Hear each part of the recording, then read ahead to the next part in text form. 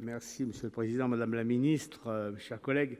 Comme on le sait, la mission Relations avec les collectivités territoriales, 3,866 milliards d'euros en autorisations d'engagement, hors les crédits prévus pour la DGCL pour 2018, sont en baisse de 8% par rapport à l'année dernière, et ces crédits ne représentent que 3,8% du total des transferts de l'État aux collectivités.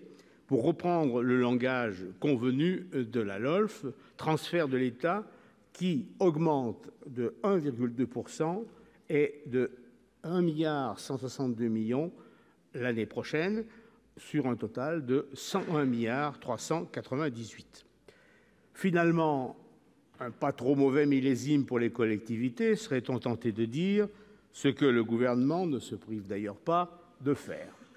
Sauf qu'il s'agit d'euros constants, dont l'essentiel sera rogné d'euros courants, dont l'essentiel sera rogné par l'inflation de l'ordre de 1%, soit 1 milliard de moins pour l'exercice prochain.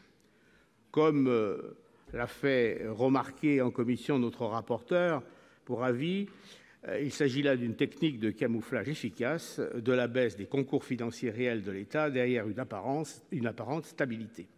Un écart, rien que, en faisant jouer l'inflation, un écart de plus de 3 milliards d'euros et 5% d'ici la fin du quinquennat. Sauf aussi que les aides financières provenant traditionnellement d'autres ministères et d'autres organismes baissant, le résultat final risque encore d'être moins brillant. Intérieur, on l'a dit, suppression de la dotation parlementaire, ministère du Travail, moins 1 milliard globalement sur les contrats aidés, tous ne concerne pas les collectivités, mais quand même une bonne partie. Agence de l'eau, apparemment, la ponction l'année prochaine sera de 400 millions. La liste n'est pas exhaustive. D'ailleurs, comme dit sobrement l'annexe du projet de loi de finances consacré à cette question, l'évolution des subventions des ministères en faveur des collectivités territoriales, je cite, est difficilement prévisible.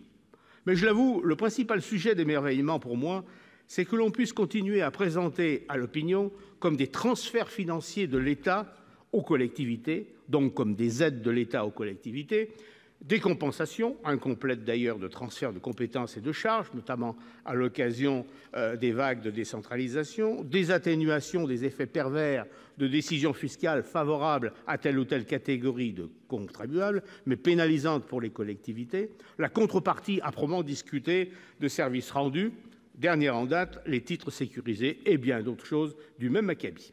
Qui se souvient aujourd'hui que la DGF, fossilisée depuis longtemps, a pour origine des taxes locales sur les échanges commerciaux, remplacées par les transferts de la taxe sur les salaires, elle-même, certains s'en souviennent, remplacée par un VRTS, un reversement représentatif de la taxe sur les salaires, et puis qui est devenue la DGF. Qu'est-ce que le FCTVA, sinon le remboursement partiel et souvent avec retard de la TVA qui grève l'investissement des collectivités? On pourrait aussi évoquer le caractère dérisoire de la contribution de l'État au financement des SDIS, dont la direction opérationnelle appartient au préfet. Drôle de compétences partagées entre ceux qui dirigent et ceux qui paient. Quand on fait l'addition, on constate que les transferts financiers de l'État aux collectivités, si l'on entend par là des aides réelles, est plus proche de 30 milliards que de 100 milliards. Je suis preneur, Madame la Ministre, de chiffres qui seraient des chiffres officiels, mais on ne nous les a jamais fournis. Il montrerait encore l'écart qu'il y a entre les apparences et la réalité des transferts financiers de l'État aux collectivités. Si j'insiste sur ce qui pourrait passer pour une simple affaire de convention, c'est que ce camouflage permet de justifier aux yeux des Français, et les médias ne s'en privent pas, l'embrigadement des collectivités territoriales dans la croisade contre les déficits publics dont elles ne sont en rien responsables. Quoi de plus légitime si légitimement elles bénéficiaient de 100 milliards d'aides de l'État? La créativité, d'ailleurs, du gouvernement n'étant jamais prise en défaut, cela permet aujourd'hui de justifier qu'on encadre leurs dépenses de fonctionnement, 1,2% dans la version du gouvernement initial, 1,9%, si j'ai bien lu, dans celle du Sénat. J'avoue avoir un peu de mal à comprendre comment on pourra ainsi réduire significativement l'endettement public, étant donné que les sections de fonctionnement qui représentent quelque 80% des budgets des collectivités territoriales, étant donné que la dette des collectivités ne représente pas plus de 10% de l'endettement public, comment on va pouvoir arriver au bout? Le seul résultat auquel on va arriver, c'est que on fera baisser encore l'investissement et donc des collectivités qui représentent 70% de l'investissement et donc on renforcera la stagnation économique et le chômage. Pas du tout, nous dit le Premier ministre. Réduire les dépenses de fonctionnement permettra d'augmenter l'autofinancement tout en préservant l'investissement. Sur le papier, en effet, ça n'est pas impossible.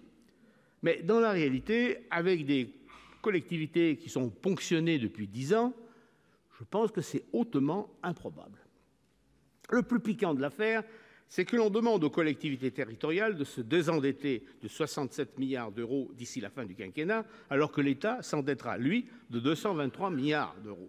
À s'en tenir aux chiffres fournis par le gouvernement, le résultat serait une baisse de l'endettement public de 5 points de PIB en 6 ans.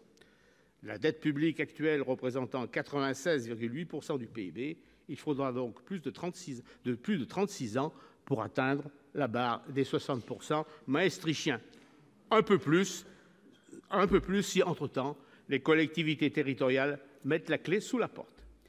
Vous aurez donc compris que notre groupe ne votera pas les crédits de cette mission.